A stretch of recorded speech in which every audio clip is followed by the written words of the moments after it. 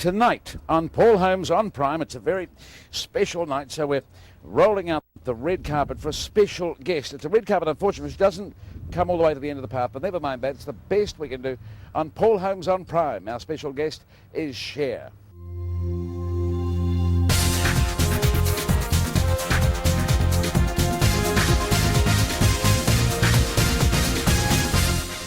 Welcome. Where's the rest of the red carpet here? Look, I'm very sorry. We rolled out the red carpet, but yes, I'm sorry that you had to walk on the curb. I am too. The carpet didn't go all the way to the curb. Okay. You need a bigger budget. That'll come. Next time I'm here. Welcome to our grand establishment. Thank you.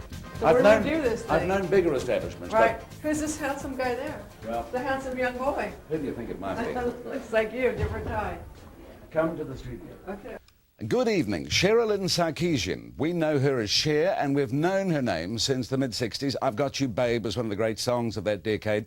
First, she was part of Sonny and Cher, of course, and then she was Cher alone. And then there were more big hits, and then she was Cher, the movie star, Oscar winner. And through the 80s and 90s, it was movie after movie and hit record after hit record. It is an extraordinary record. And now Cher is on her farewell tour of the world, and she's here with us. And it is very nice to see you. Thank you. Why are you retiring or just saying farewell for a while? Well, I'm not retiring. What I'm doing is I'm not going to be going on tours anymore because, especially, you know, my show is really big. You know, I have 100 people that work on this show, and I like big shows. You know, it's kind of like Cirque du Soleil with music. We have all kinds of fabulous things that we do. You know, and I just feel that even though I still love doing this, I mean, I have to say, it's not something that I'm giving up without some sort of sadness, but I think that you come to a place where I won't be doing it better. This is like the time that I should quit this, you know? I don't like it very much, but it's a decision I made early on. It's a time to stop touring. But not a retirement? Well, no, not a retirement, because there are other things that I want to do and other things that I can do, and I want to make documentaries, and I would like to do some more movies, and I would like to direct some movies, and I have charities that I'm involved with. And you're a great personality, and you were beloved around the world. You're a singer, you're an actor, you're an Oscar-winning performer, as you say, a director of movies as well, everything. It started way back with Sonny. Yes. Well, actually started before that, but it came, Sonny and I were great. Like, he was half of something and I was half of something, and we came together. We made this like gigantic, large, you know, dynamic kind of fusion. I mean, you didn't grow up with a lot of stuff materially. No, we were very poor. Yeah, your mum had been married 8 times. Well, not when I was small. She married my dad 3 times, which I have no idea why, because she said she never really loved him, but he was very persuasive. Did she ever get it right? I think the one guy she got it right with, she didn't marry. Okay. So you were poor. Yes. And you left school at 16, and then you took acting lessons. And then in a club one day where certain celebrities went, and Sonny was a bit of a celebrity even then, you met him. Yes. And then you moved in together, and then he took you along. But I mean, he didn't like me. When I moved in with him, he didn't hate me. I lived in this complex, this apartment building, and I was being thrown out because there were 3 roommates and everyone was just deciding too much. But I lived in a complex that would be like a reality show today. All these beautiful women, strippers and models, and, you know, young actresses and dancers, and you'd see people out by the swimming pool, all these women, and I was 16 and looked like a stick, you know. So he kind of took pity on me and said, you know, you're a good kid, you can stay in my house, I've got twin beds, I'm not interested in you, and if you keep it clean, you can stay there. But then, and did you keep it clean? No, I was terrible. I couldn't cook, and I was a good cleaner, though. I did keep it clean, but I couldn't cook. But you must have fallen in love at some point, because suddenly you got married. Well, actually, we didn't get married right away. We just lied and told people that we were married. We didn't get married till right before Chas was born. Oh, okay. But at some point, he knew Phil Spector, didn't he? Yes, he worked for Philip. That's sad, what happened to Phil Spector. I know. I mean, I can't figure it. I'm not surprised. I'm a little bit surprised, but I'm not amazed. He was a strange person. Always. Yeah. But I loved him, but he was always a strange person. Anyway, Sonny takes you along gives you a chance in a recording studio. And because you're so nervous, this is what I've read about you. Okay. And because you're so nervous, he started singing along with you. Is yes. And that's how it happened? Yes. Amazing. Actually, the first time we went out on stage, she literally pushed me. I said to him, I don't think I can do this. He said, okay. You know, like if you're like really tense and you go, I don't think I can do this, and someone says, okay, and you go, and he pushed me right after I went, And before you know it, you're producing some of the great songs of the 60s. Before you know it, it's huge. Yep. Was that mad time? It was. I mean, I don't remember a lot of it just because there was so much going on, and everything really happened to us when we went to England, because in America, they had a very strange reaction to us. The kids loved us, but the parents hated us, and it was difficult. Like there was a show called Ready, Steady, Go. Yeah. Jack Cook, you know, he was English, and he'd had this show, and it was fabulous, and he loved us, but we couldn't come on it that much. But he said, you go to England, you get yourself to England, they'll be able to appreciate you there. And we did. We hucked everything we had and went there. That's a very interesting thing you say, because actually if one looks at your career, you know, reads up about your career and has followed your career, time and time and time again, people have underestimated you, and you've almost encouraged it. It's become kind of, it was hard for me to accept it, because from the time I've been doing this now for 40-something years, 42 years maybe, and from the beginning, everyone was saying, they're on their way out, they're on their way out, she's on her way out, she's on her way out. Yeah, she's no good, we told you she was no good. And she's quite good, but not really good. Right, and, or then the next 2 years I'd come up and they'd go, she's the greatest thing since hotcakes, you know, so, and I just kept going through the whole thing, you know. So you kept going. A lot of people didn't survive, of course, and I'm sure you met a few of them who didn't survive. But you kept going and you survived, but then the records dried up a bit, and then along came the TV show, and that went great guns, didn't it? Yeah. And you and Sonny played this great act. It was fun. It was really fun. We laughed all the time. Did you describe Sonny as the love of your life once? Yes. Yeah, was he, do you think? I think I've had two loves of my life, but Sonny was different. I mean, Sonny was like my brother, my father, my child, my husband. That was Sonny's relation. Our relationship was, you know, I couldn't figure it out. I mean, even when I was furious with him later on, you know, when we were getting our divorce, I was furious one day, and he came up and grabbed me and kissed me and stuck his tongue in my mouth. Now we were divorced, you know, and then pulled me back and started laughing hysterically, and I started laughing. You know, we had this kind of very ridiculous relationship. Did he like being the mayor of Palm Springs?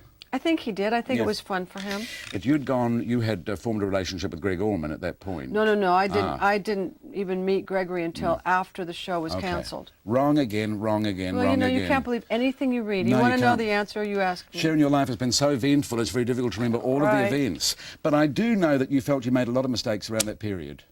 Well, you know, I did. Look, I met Sonny when I was 16, and I left him when I was 27, and I hadn't really evolved very much as a person because he was older, and he just was a lot wiser than I was. He made all the decisions, did he? All of them. He knew everything, couldn't be told. Right. Well, no, but also I didn't really try to tell him, because I always felt like I didn't know anything, and he knew everything, so it was a very lopsided relationship. So by the late 70s anyway, I think your relationship with Gregory is not so good, and there are two kids and you're on your own. Yeah. Was that a time of struggle, that late 70s? I mean, was that a difficult period? I mean, did you end up a little bit financially... Oh, I was always strapped. Always what? Strapped. Strapped. Yeah. What do you call it here? Strapped. Okay. Broke. Yeah. Down the toilet. Yeah. Making lots of money, spending more. Yeah. Spending it before you get it. Right. And also I had to pay Sonny $2 million, which was kind of difficult. Why'd you have to pay him $2 million? Because the court said that Pay was... him. Yeah, because we had contracts. And then before we know it, well, your career, as far as the world knows, you've more or less disappeared. And then suddenly we see Cher, the movie star. And we'll talk about that, Cher, the movie star, and Cher's movie career, with the great Cher when we come back.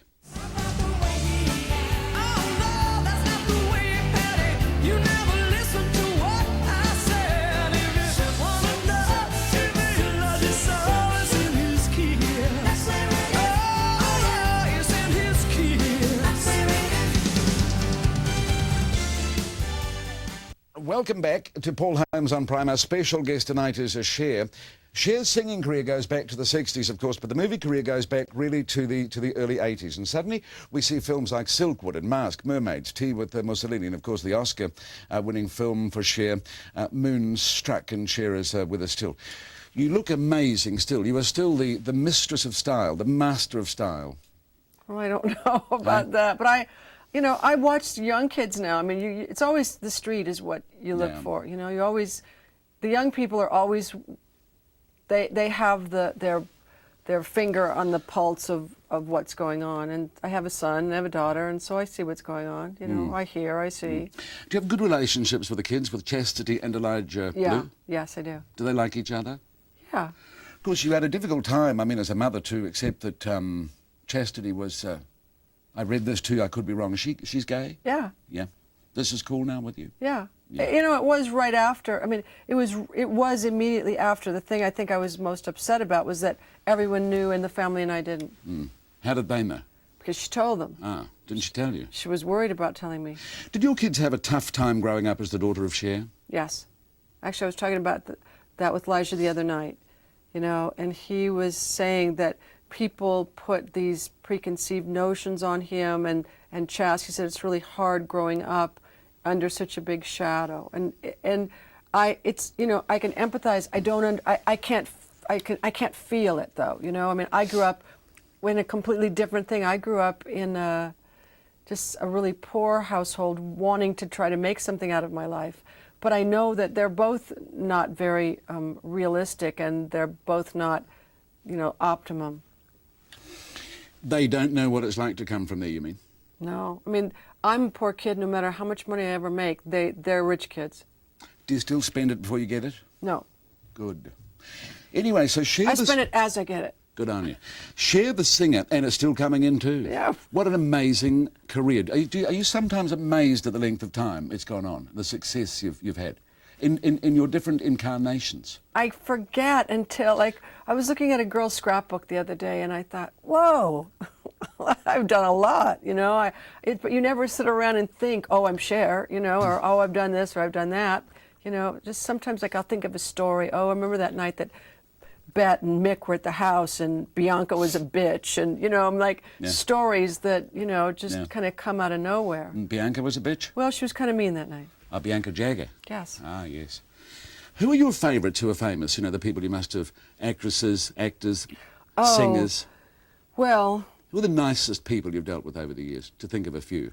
Audrey Hepburn was like one of the, I mean, she was always my idol, and Katharine Hepburn, and Anthony Quinn. I really like the older people, but I've met, I mean, like Elton and I get along so well, you know. He would like your red hair. No, he likes all my hairs. He doesn't care. But Elton and I get along really, really well. I get along great with Meryl Streep.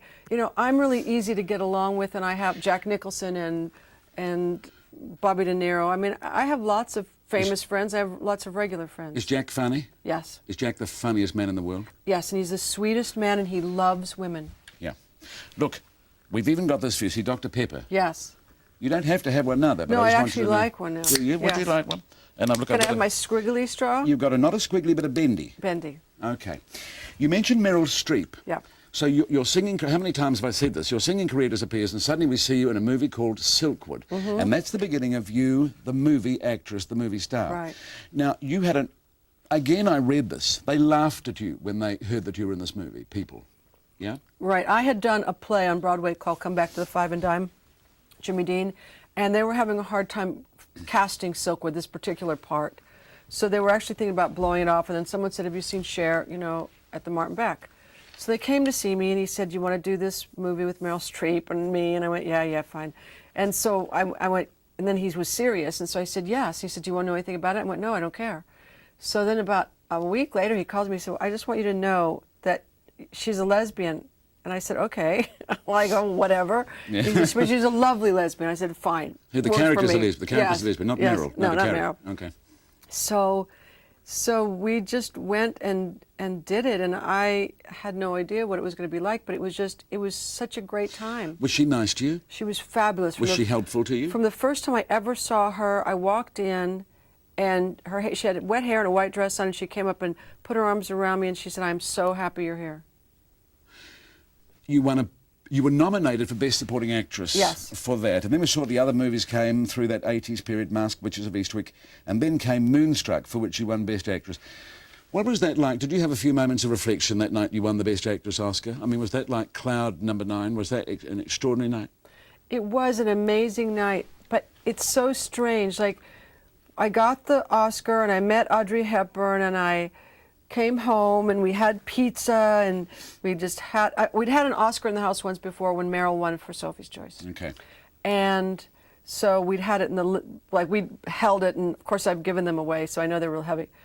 But so we had it on my bed, and we were all eating pizza, my kids and my mom and everybody. And so it was great. But then the next day, when my boyfriend and I went out, we were walking down to go to this cafe that we went to, and people were stopping in the middle of the street on Sunset, honking, honking, honking, honking. And that's when I kind of realized how different it was. How does your life change when you become an A-lister like that? Is it subtle or obvious? Is it? I don't know, because it's happened to me a million times, and then when you get old, or older, or old, whichever one you want to choose, then it's kind of it's not like a permanent A-list, but it's kind of they give you special dispensation just because you've lasted a certain amount of time. And you can play up, I suppose. You've always worn outrageous gear too. Remember that night at the Oscars? You know that. I mean, that was a very see-through thing. Outrageous. Yeah. Well, not outrageous, just see-through. That took a lot of guts. Did it take a lot of guts to No. be there? No. It was the night I didn't win for Mask. Now that's the outfit that took a lot of guts. Well, that's the outfit they remember. How does a rock star, because I want to call you a rock star, then of course through the 80s and the 90s came the big hits again. If I could turn back time. Is it amazing when you go around the world and everybody knows your songs? Yeah. When I went to Moscow and kids were singing in the audience, and I thought, I didn't even know they knew me. I went to Mexico, and I'd only been to Mexico once, and people were like crazed. I played 4 nights at this place, and I had no idea that anyone knew me in Mexico. So, yeah, it's amazing. You just, your mind is sometimes more narrow. So how do you live then? I mean, is it grand events every night? And No, don't be ridiculous. So what would you do, say, on a Thursday night? I mean to say, a Thursday night. Like a regular Thursday night? Yeah, Well, it could be anything. Well, okay, so first of all, it's a winter Thursday night. Winter Thursday night in Los Angeles. You're not on tour.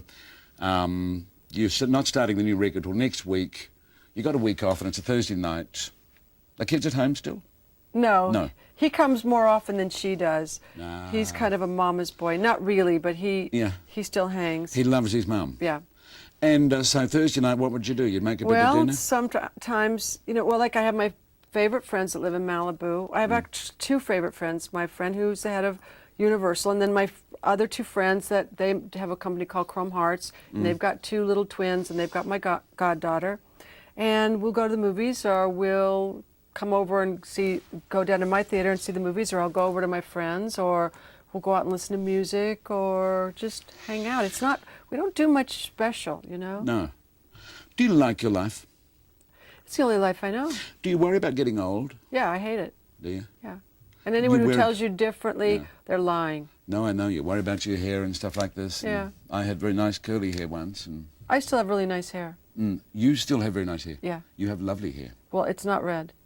Normally? No, it's black. It's always been black. It's never been anything else. It started black like that, Yeah. What's been the best moment of say 40 years? Is there a best moment? We mean in my personal life or in my professional life? Okay, let's have both. Give us personal. That's enough. Well, all right. Then we have to take out the kids, because I would say having them, was great. But I've had great times with my kids. All right, what comes to my mind right now is once in Tahiti, just the 3 of us, running in the ocean and naked and just having the best time. Naked? Yeah. Okay. And then professionally?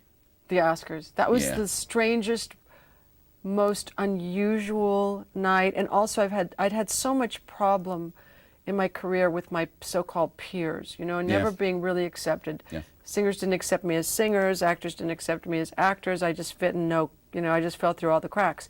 So that night, when I won and everybody stood up, I actually didn't even realize it till I saw the clip later. Yeah. People stood up and when people want you to win. I mean, there's no, you just know it. When you stand up and you're the right person, everybody tells you that you're the right person. Because they knew you'd had a hell of a path to get there. And also I didn't get even nominated for Mask, and people in Las Vegas had already had me winning.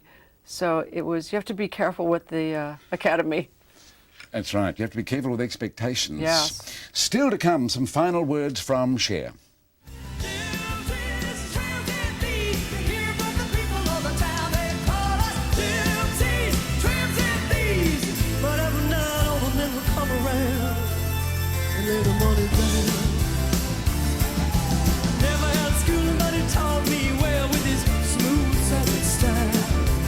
She is wonderful. She is still with us, Cher. That night you won the Oscar, you know, you were talking about that before because everybody had written you off, and that was your, you know, the best night. People had underestimated you. What was the nicest thing said to you?